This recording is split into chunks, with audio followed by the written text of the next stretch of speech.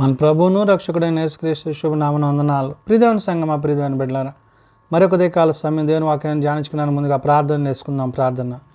కృపగల తండ్రి, దయగల మయేసయ్య, నీ బంగారు పాదాలకు లెక్కలేని వందనాలు, స్తుతులు, స్తోత్రములు.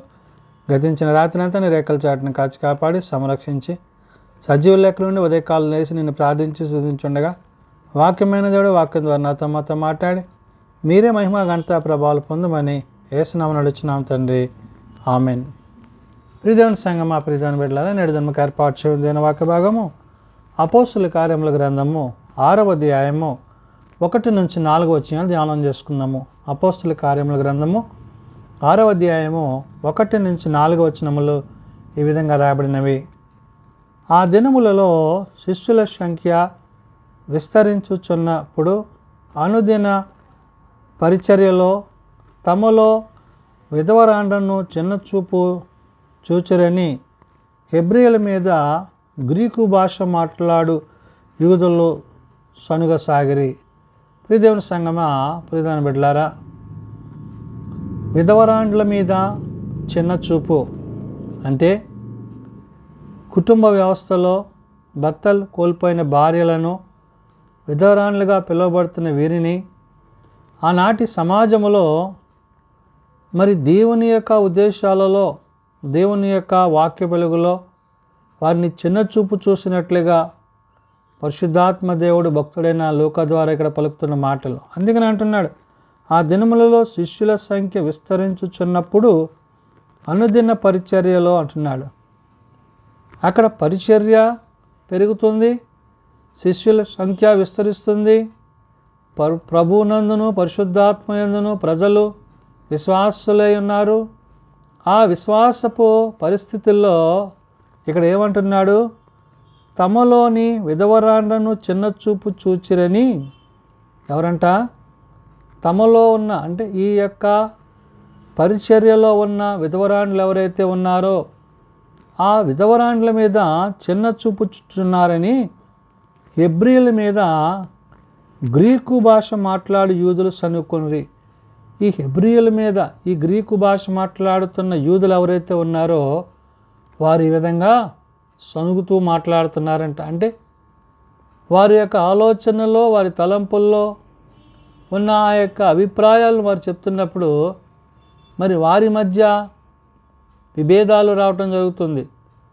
కాబట్టి ఇక్కడ పరిశుద్ధాత్మ దేవుడు పౌలు ద్వారా రాయించిన మాటలు మనం చూసినట్లయితే విస్తరించున్న పరిచర్య ప్రభునందును పరిశుద్ధాత్మయందును వారు నమ్మిక కలిగి ముందుకు వెళ్తున్నప్పుడు అపవాది ఎప్పుడైతే ఈ పరిచర్యలను ఆటంకపరచాలని ఆలోచించాడో ఇక్కడ అపవాది ఏం చేస్తున్నాడు, హెబ్రీయుల మీద గ్రీకు భాష మాట్లాడు యూదులను అంటే అపవాది వారిని ప్రేరేపించడం ద్వారా వాక్యానికి, వాక్య సంబంధమైన విషయాలకు విరోధమైన పరిస్థితులను తీసుకురావడం అపవాది యొక్క ఉద్దేశం. కాబట్టి తమలో విధవరాండ్లను చిన్న చూపు చూచిరని హెబ్రీయుల మీద గ్రీకు భాష మాట్లాడి యూదులు సరిగారట. ఈ గ్రీకు భాష మాట్లాడుతున్న యూదులు హెబ్రీయుల మీద ఈ విధంగా ఆరోపణలు చేయటం అనేది అపవాది యొక్క ఉద్దేశమై ఉన్నది. వారు పరిశుద్ధాత్మ చేత నింపబడుతున్నారు. అనుదినము సమాజంగా కూడుకుంటూ ప్రార్థిస్తూ దేవుని పరిచర్యలో కొనసాగుతున్నప్పుడు వీరిలో గలిబిని తీసుకురావడానికి, ఆటంకపరచడానికి అపవాది ఆడుతున్న నాటకాలుగా ఉన్నాయి. కాబట్టి ఇక్కడ అంటాడు, అప్పుడు 12 అపోస్తులను తమ యొద్దకు శిష్యుల సమూహమును పిలిచి, మేము దేవుని వాక్యము బోధించుట మాని ఆహారము పంచిపెట్టుట యుక్తము కాదు అంటున్నాడు. అంటే ప్రభువు మాకు ఇచ్చిన స్థితిని బట్టి మేము పరిచర్య చేయాలి. ఆ పరిచర్య చేసే విషయంలో మరి ఇతరమైన వాటి మీద మేము మనసు పెట్టి ఉండలేము కాబట్టి అనే మాటని ఇక్కడ అపోస్తులు చెప్తున్నారు. ఏమని? అప్పుడు 12 మంది అపోస్తులు తమ యొద్దకు శిష్యులను సమూహముగా పిలిచి, శిష్యులను పిలుస్తున్నారంట.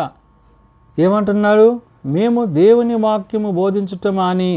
అంటే మేము చెప్పవలసిన సంగతులను దేవుడు మాకు తెలియజేసిన ప్రభువు మాకు చెప్పిన విషయాలను మేము చెప్పకుండా మేమేం చేయలేమంటున్నాడు? ఆహారం పంచిపెట్టుట యుక్తము కాదు అంటున్నాడు. అంటే లోకానుసారంగా లోక సంబంధమైన వాటి మీద మేము మనసు పెట్టక దేవుని యొక్క ఆత్మయందు మేము ముందుకు కొనసాగాలంటే అనే మాటను అక్కడ గుర్తు చేయొచ్చు. కాబట్టి సహోదరులారా, ఆత్మతోనూ జ్ఞానముతోనూ నిండుకొని మంచి పేరు పొందిన 7 మనుష్యులను మీలో ఏర్పరచుకొనుడి, మేము వారికి ఈ పనికి నియమింతుము అంటున్నారు. కాబట్టి మీలోనే ఆత్మతో జ్ఞానముతో, అంటే దేవుని యొక్క ఆత్మని కలిగి ఉండాలి. లోకములో వారు ఏ విధంగా ప్రవర్తించాలో మనుషులతోనే జ్ఞానాన్ని కలిగి ఉండాలి. కాబట్టి ఇక్కడ ఏమంటున్నారు? కాబట్టి సహోదరులారా, ఆత్మతోనూ జ్ఞానముతోనూ నిండుకొని మంచి పేరు పొందిన 7 మనుష్యులను మీలో ఏర్పరచుకొనిడి అంటున్నాడు. కాబట్టి మీరే ఒక 7 నియమించుకొని వారు అటు ఆత్మలోనూ ఇటు జ్ఞానములోనూ పంచిపెట్టుటలోనూ ప్రార్థించుటలోనూ విశ్వాస జీవితములో ఇతరులకు మాదిరికరంగా ఉండాలి అనే విషయాన్ని ఇక్కడ అపోస్తలులు గుర్తు చేయుచున్నారు. ఎప్పుడైతే ఈ విధంగా చెప్పారో అయితే వారి యొక్క ఆలోచన విధానంలో, వారి పరిచయ విధానంలో ఒక నూతనమైన వరవడికను వాళ్ళు తీసుకొచ్చారు. కాబట్టి అయితే మేము ప్రార్థన యందును వాక్య పరిచర్య యందును ఎడతెగక ఉందమని చెప్పిరి. ఎప్పుడైతే మీరు ఈ 7 నియమిస్తారో అప్పుడు ఇక్కడ జరగవలసిన వాటి మీద వారికి బాధ్యతలు ఇస్తూ, ఇప్పుడు వాక్యం బోధించే విషయంలో అంటే ప్రార్థన యందును వాక్య పరిచర్య యందును ఎడతెగక ఉందమని చెప్పిరి. అంటే ప్రభు విషయంలో, పరిశుద్ధాత్మ విషయంలో మేము మీ కొరకు ప్రార్థించువారముగా, మీకు బోధించువారముగా, మిమ్మల్ని విశ్వాసంలోనికి నడిపించువారముగా మేము ఉంటాము. అంటే ఆత్మానుసారమైన రక్షణార్థమైన విషయాలను చెప్పుటలో పరిశుద్ధాత్మ యొక్క సహాయాన్ని పూర్తిగా పొందిన వారిగా వీరుంటారనే విషయాన్ని ఇక్కడ భక్తుడైన లూకా గారు తెలియజేయుచున్నాడు. కాబట్టి పిలువబడిన ఆ యొక్క 7 ద్వారా జరగవలసిన పరిచర్య జరగాలి. మరి ప్రభు యొక్క కార్యాలు, ప్రభు యొక్క బోధలు, ప్రభు యొక్క ఉద్దేశాలను తెలియచేయడానికి ఈ 12 మంది అపోస్తలులు పిలువబడ్డ వారై ఉన్నారు. కాబట్టి వారు వాటిని చేయడానికి దేవుడు తన శక్తిని వారికి ఇచ్చును. అంటే మనము యేసు యొక్క ఆత్మను, ప్రభు యొక్క పరిశుద్ధతను, పరిశుద్ధాత్మ యొక్క సహాయాన్ని పొందిన వారమై మనం ఈ లోకంలో ఆయన రాజ్య సువార్త నిమిత్తము, అందుకనే మొదట్లో అన్నాడు కదా, పరిచర్యలో అంటున్నాడు. అంటే ప్రభువు యొక్క మాటలు తెలియజేసే విషయంలో అభ్యంతరములు ఏమీ రాకుండా ఉండాలి. అంటే అక్కడ హెబ్రీయుల మీద గ్రీకు భాష మాట్లాడి యూదులు సణుకుతున్న సందర్భాన్ని గుర్తు చేశాడు. అంటే సమాధాన సంబంధమైన పరిస్థితులు మనలో ఉంటే మనము ప్రభువులో పరిశుద్ధాత్మలో బలపరచబడతాము. అంతేకాదు ఆయన యొక్క మాటల యందు నిలిచి ఉంటాము. కాబట్టి ఇక్కడ ఈ 12 మంది అపోస్తలులు వారి నిర్ణయించిన విధానంలో వారి 7 నిర్ణయించుకోమని, మీ నుంచే మరి ఆత్మచేత జ్ఞానము చేత నింపబడ్డవారు లేపబడాలని వారు తెలియజేసినప్పుడు వారు దానికి అంగీకరించారు. అంటే వాక్య విషయములో, ప్రార్థన విషయములో, బోధించే విషయములో, సమస్త కార్యాలలో దేవుని యొక్క చిత్తం ఏమై ఉన్నదో మీరు తెలుసుకొని ఆ ప్రకారం జీవించాలనే విషయాన్ని పరిశుద్ధాత్మ దేవుడు భక్తుడైన లూకా ద్వారా రాయించిన మాటలను బట్టి మనం తెలుసుకోగలం. ఎప్పుడైతే మనం ప్రభువునందును పరిశుద్ధాత్మయందును మనం నిలిచి ఉంటామో ఆ ఆత్మ మన పక్షంగా తానే తండ్రికి విజ్ఞాపన చేయువాడై ఉంటాడు. కాబట్టి ఆత్మతో సత్యముతో మనం ప్రార్థించి స్తుతించి ఆయన ఉద్దేశాలను అనుసరించి శరీర సంబంధమైన వాటి మీద, లోక సంబంధమైన వాటి మీద మనసు పెట్టక వాక్యమునందు నిలకడగలిగి ఉండాలని ఇక్కడ అపోస్తలులు నిర్ణయించారు. కాబట్టి వారు అయితే మేము ప్రార్థన యందును వాక్య పరిచయ యందును ఎడతెగక యుందుమని చెప్పిరి అంటున్నాడు. ఇంపార్టెన్స్ దేనికి ఇచ్చారంటే దేవుని వాక్యానికి, ప్రార్థనకి.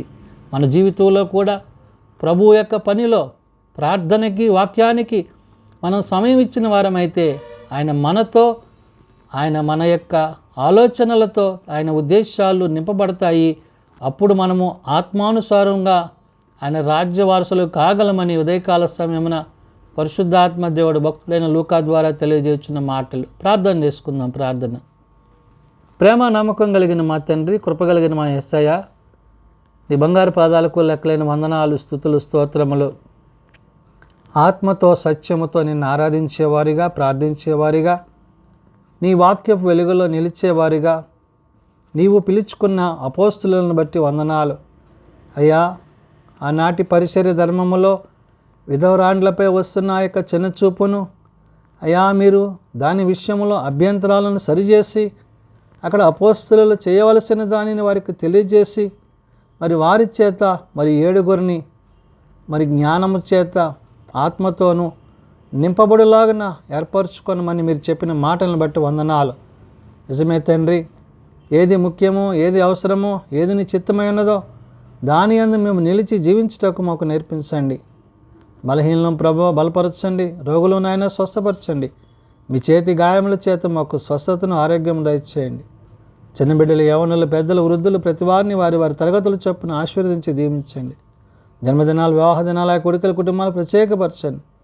ఏ ఒక్కరు నశించక అంతటా అందరం మారు మనసు కలిగి పాపక్షమాపణ కలిగి నీ నిత్య రాజ్యంలో చేరులాగిన ప్రతి వారికి నీ కృప దయచేయండి.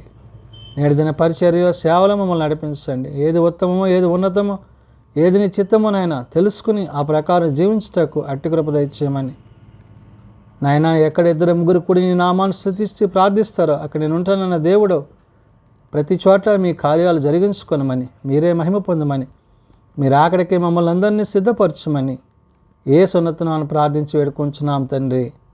ఆమెన్. పరలోకమందున్న మా తండ్రి, నీ నామం పరిశుద్ధపరచబడుగాక, నీ రాజ్యం వచ్చుగాక, నీ చిత్తం పరలోకమందు నెరవేర్చినట్లు భూమి మీద నెరవేరుగాక. మా అనుదినాలను మాకు దయచేయము. మళ్ళీ ప్రార్థన చేసిన వారిని మేము క్షమించిన ప్రకారం మా ప్రార్థనలను క్షమించము. శోధనల ఏకాదశులను తప్పించము. రాజ్యము, శక్తి, మహిమ నిరంతరము నీవే నువ్వు తండ్రి. ఆమెన్. మన పరమ తండ్రి అయిన దేవుని ప్రేమ, ప్రభువైన యేసుక్రీస్తు కృప, పరిశుద్ధాత్మ నిత్య సహాయము నిరంతరము సదా తోడే నడిపించుగాక. ఆమెన్.